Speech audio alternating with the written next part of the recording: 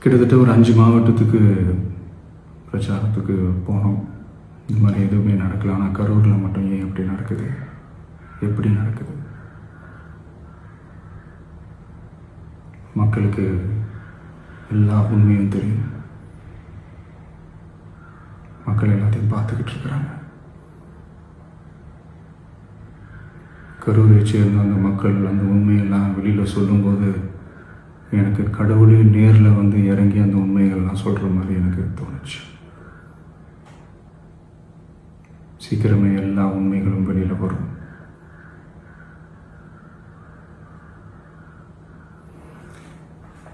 எங்களுக்கு தரப்பட்ட இடத்துல நாங்கள் போய் அந்த ஸ்பாட்டில் நின்று நாங்கள் பேசிட்டோம். அதை தாண்டி எந்த தவறும் எங்கள் சைடில் நாங்கள் எதுவுமே செய்யலை. பட் இருந்தாலும் எங்கள் கட்சியை சேர்ந்த நிர்வாகிகள், தோழர்கள் மேலே எஃப்ஐஆர், அது மட்டும் இல்லை சோஷியல் மீடியாவை சேர்ந்த நண்பர்கள், தோழர்கள் அவங்க மேலே எஃப்ஐஆர்லாம் போட்டு இப்போ பிடிச்சிக்கிட்டு இருக்கிறாங்க.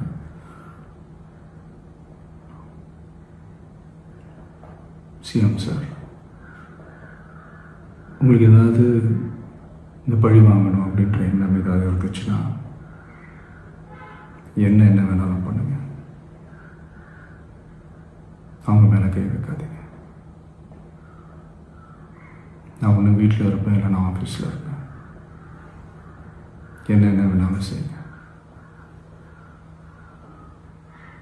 நண்பர்களே, தோழர்களே, நம்மளோட அரசியல் பயணம் இன்னும் ஸ்ட்ராங்காக, இன்னும் தைரியத்தோட கண்டினியூ ஆகும்.